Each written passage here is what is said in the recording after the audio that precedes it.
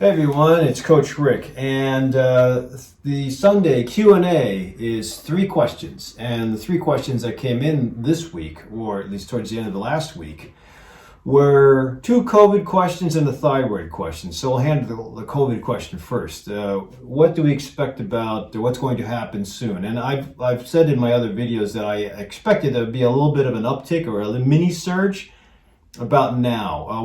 We can't tell this weekend because most of the statistics in the hospitals, as far as a possible surge in Illinois, they'll come in on Monday or Tuesday because nobody records this stuff and sends it out to the state on the weekend. So we'll find out on Tuesday. If there is no surge, we are kind of home free for the next month. And then we'll have to see what happens because travel is probably going to be very difficult from the other states that are not home free. Arizona, California, Florida, they're having problems with mini surges because I think that Illinoisans are built for staying indoors for a few months and having overcast skies for many months. It is now hot and 93 and sunny, but that doesn't last with us that long. So we're used to having shutting the doors, pulling the blinds, and not doing anything. Well, it's not doing anything. We're very productive up here, but we're used to it. So when the orders come to stay at home, nobody likes that. And I think we gained weight like we typically do in the wintertime here. That's why it's so nice to wear long jackets. You can hide stuff. However, I think that what's going to happen for the fall is that with viral infection and influenza season coming up anyway, starting October 1st, I am not a great advocate for influenza shots, but they do help. So please consider getting your influenza shot. Every time I get mine, I get sick. But statistically, it does prevent influenza with the right age groups, usually older and younger, and people with asthma and lung disease. So bingo. Big enthusiasm, right?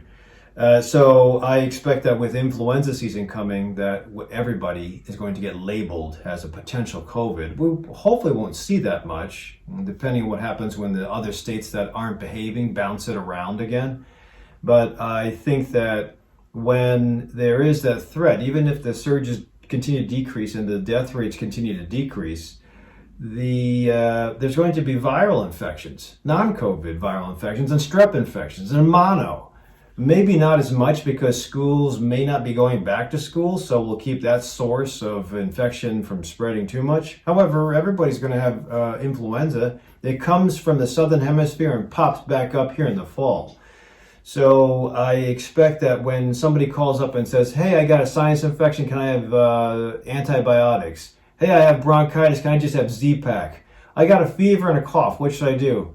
Everybody's going to have to be treated like COVID, because potentially if I say, yeah, here's your antibiotics and you infected everybody, that's not good, especially if you kill somebody.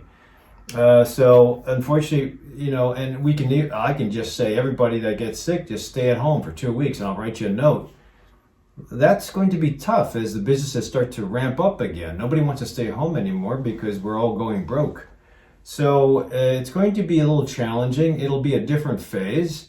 But that's going to be the COVID fall, and the COVID winter is going to be a little bit difficult. So definitely stay ahead of the game, stay healthy, eat right, get some good sleep, build up your immunity, fix your gut. I'm doing a whole bunch of videos on gut performance because I think that's a really important thing for immunity.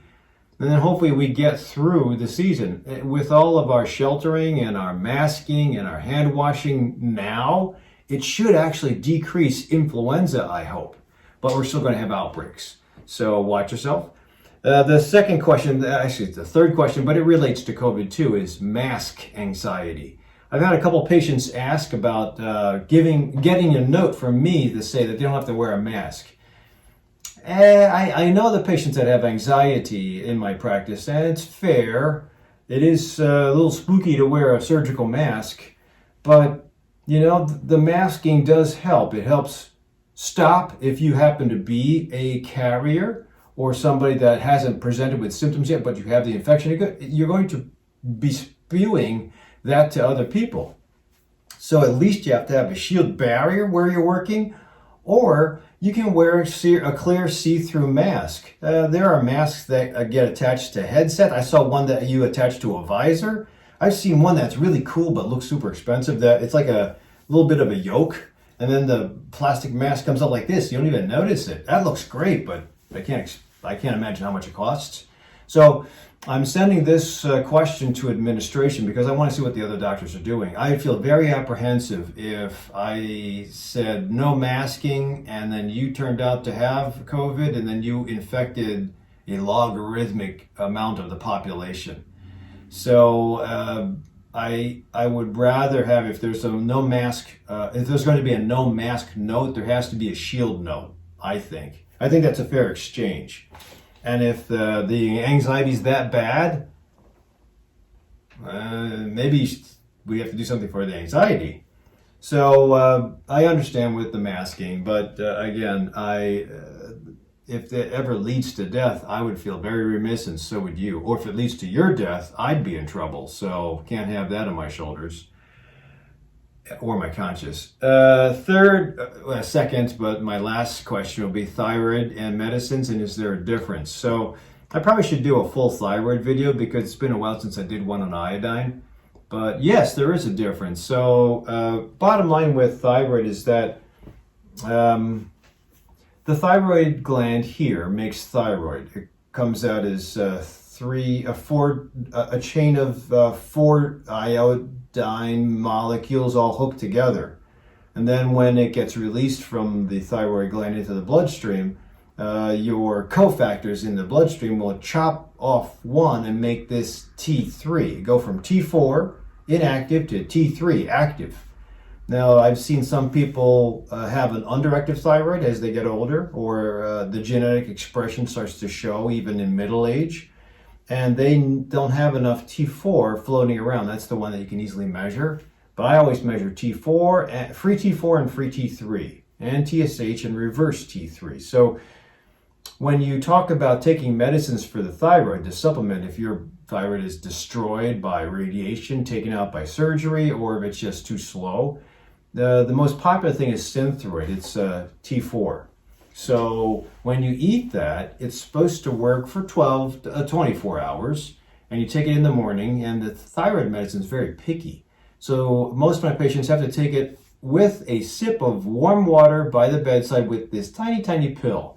And then they go about their business, brush teeth, and like an hour later, it's okay to go ahead and eat something or drink something because the thyroid medicine doesn't go well with anything. Very restrictive.